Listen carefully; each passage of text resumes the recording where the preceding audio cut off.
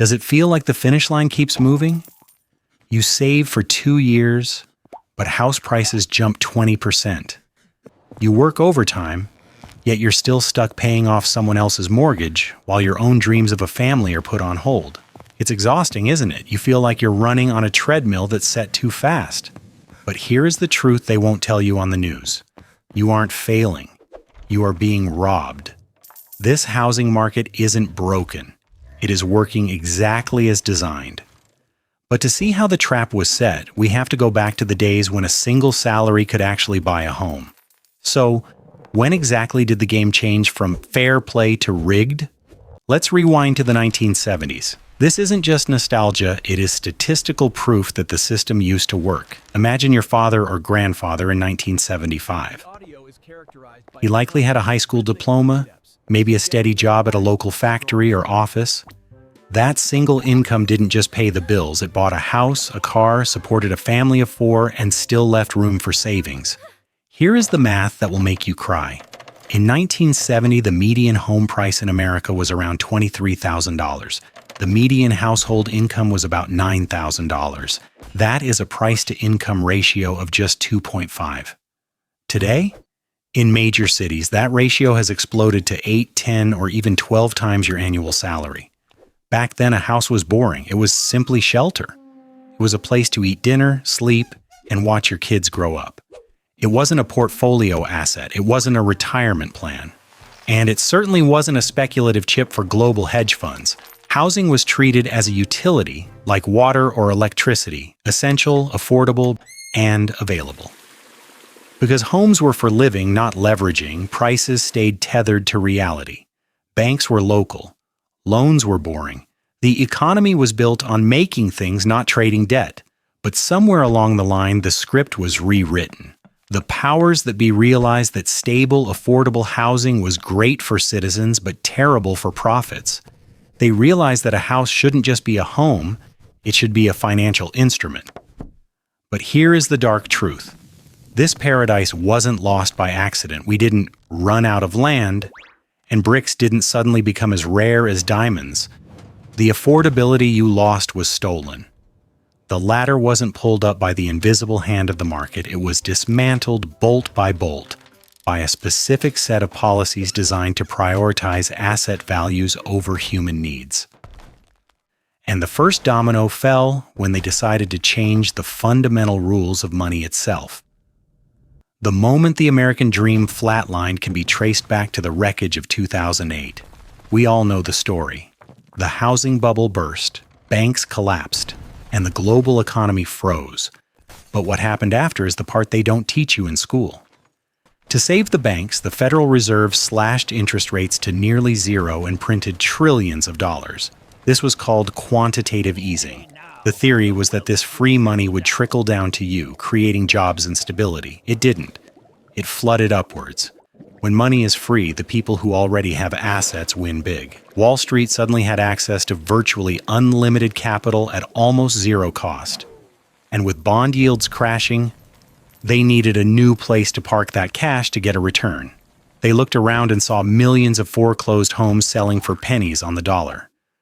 For the first time in history, mega corporations entered the single-family home market on an industrial scale. Before 2010, if you were buying a house in the suburbs, you were competing against Dave and Sarah from down the street. Maybe they could offer $5,000 more than you. It was a fair fight. Today, you are stepping into the ring against Blackstone, Invitation Homes, and frantic pension funds.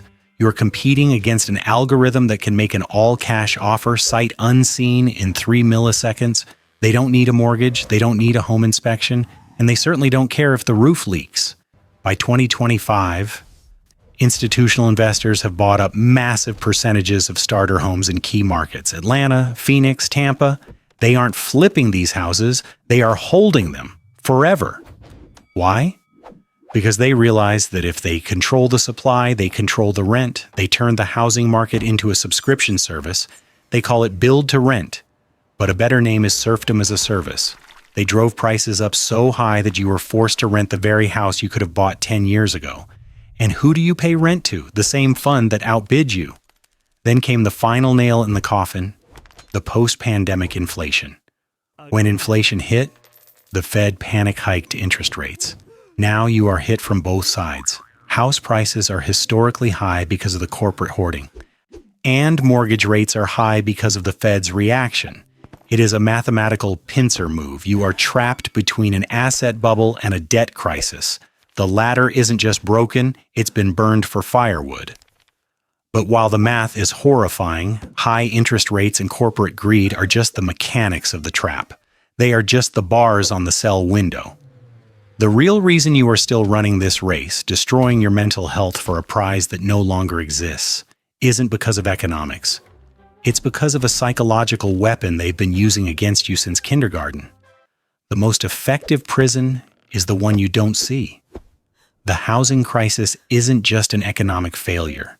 It is a psychological treadmill designed to keep you productive, obedient, and desperate. Think about it.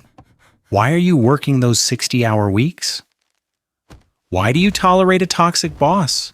Why do you take on that side hustle that ruins your weekends? It's because you are chasing the down payment. The system dangles the keys to a house in front of you like a mechanical rabbit at a dog track. It stays just out of reach. When you get a 5% raise, they raise the market price by 10%. When you finally save $50,000, they tell you the closing cost just went up. This isn't an accident. This is the wealth extraction loop. Here is how the loop works. Because you can't buy, you must rent. Because you rent, you pay 40% of your income to a landlord, often a corporation. Because you lose that 40%, you can't save for a down payment. Because you can't save, you can't buy. And the cycle repeats until you die. It is a perfect closed loop, and the psychological toll is devastating. Society has conditioned us to believe that homeownership equals adulthood. If you are 35 and renting an apartment, the culture whispers that you have failed. It tells you that you are throwing money away, even though the math says buying is currently a worse deal in many cities. This shame is the fuel that keeps the machine running.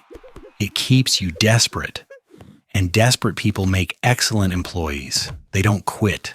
They don't strike. They don't take risks. They keep their heads down and grind, terrified that if they miss one paycheck, the dream of a home disappears forever. We are no longer citizens building communities. We are batteries powering a real estate asset bubble. The house has become a casino where the dealer, the banks, the funds, the government has rigged the table. They are playing with loaded dice, and they are counting on you to keep betting your life savings on a game you cannot mathematically win. But if the game is rigged, why are we still playing? We play because we don't think there is another choice. We play because we are scared. But realizing the table is tilted is the first step to leaving the casino. So, where does this leave us? Are we doomed to be a generation of permanent tenants, creating wealth for shareholders while we sleep in bedrooms we don't own? Or is there a way to hack the system, or perhaps simply walk away from it? The answer isn't what you want to hear, but it is what you need to know. So, here is the bitter truth. The white picket fence dream of 1975 is dead. It wasn't just killed by inflation, it was euthanized by a system that prioritizes asset bubbles over your well-being. If you are sitting on the sidelines waiting for a crash like 2008 so you can swoop in and buy cheap, wake up. BlackRock is waiting for that crash too, and they have more cash than you. If prices drop, they will buy the dip before you can even refresh Zillow. The government isn't coming to save you. They need home prices to stay high to keep the economy looking healthy and to keep baby boomers' retirement accounts funded. You are the collateral damage in their balance sheet. So, what do? First, stop playing their game by their rules. Stop measuring your self-worth by the deed to a house. If renting gives you the freedom to move, to invest in other assets, or to simply sleep at night without drowning in debt, then rent. There is no shame in opting out of a rigged casino. Second, understand that in 2025, a house is a luxury good, not a basic right. If you want it, you have to fight for it differently.